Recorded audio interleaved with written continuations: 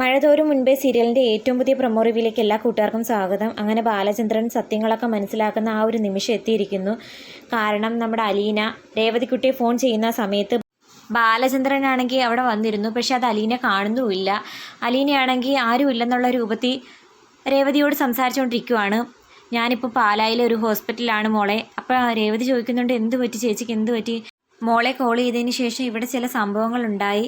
അത് കേട്ട് രേവതി അങ്ങ് വല്ലാണ്ട് ഷോക്കാകുന്നുണ്ട്. അങ്ങനെ നടന്ന കാര്യങ്ങളെല്ലാം അലീന രേവതിയോട് പറയുന്നുണ്ട്. ഞാൻ പറഞ്ഞിരുന്നില്ലേ മോളോടെ, ഇവിടെ രോഹിത് വന്നിരുന്നു. രോഹിത് മാത്രമല്ല ഹരിശങ്കറും ഉണ്ടായിരുന്നു.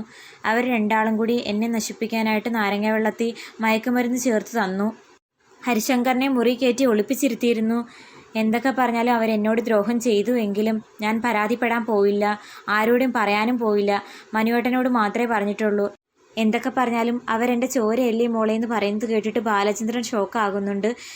കണ്ണിലെ കണ്ണാടിയൊക്കെ മാറ്റി വളരെ ഫീൽ ചെയ്ത് നിൽക്കുന്നതായിട്ട് കാണിക്കുന്നു. എൻ്റെ ചോരയായതുകൊണ്ട് മാത്രമാ ക്ഷമിച്ചെന്നുള്ള ആ ഒരു വാക്കിൽ അയാൾക്ക് ചില സംശയങ്ങളൊക്കെ തോന്നുന്നു.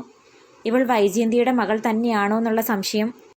എന്നാൽ അലീന ഇങ്ങനെ ഫോണിൽ സംസാരിക്കുന്നതൊക്കെ കേട്ടിട്ട് അലീനെ കാണാനായിട്ട് കയറി ചെല്ലുന്നില്ല. അവിടെ പുറത്ത് നിൽക്കുന്നു.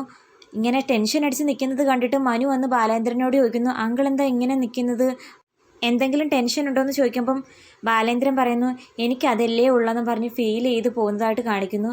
മനു വിചാരിക്കുന്നു, അലീന എല്ലാ സത്യങ്ങളും ഇനി അങ്കിളിനോട് പറഞ്ഞോ, രോഹിത്തിനെയും ഹരിയെയും കുറിച്ചുള്ള കാര്യങ്ങൾ എന്നൊക്കെ ആലോചിച്ച് നിൽക്കുന്നതായിട്ട് കാണിക്കുന്നു. എന്തായാലും ഈ സീരിയലിൻ്റെ ഒരു പ്രത്യേകത, എത്രയും പെട്ടെന്ന് ഇങ്ങനെ പ്രേക്ഷകരെ ടെൻഷൻ അടിപ്പിക്കാതെ കാര്യങ്ങൾ പ്രേക്ഷകർക്ക് മനസ്സിലാക്കി കൊടുക്കുന്നു.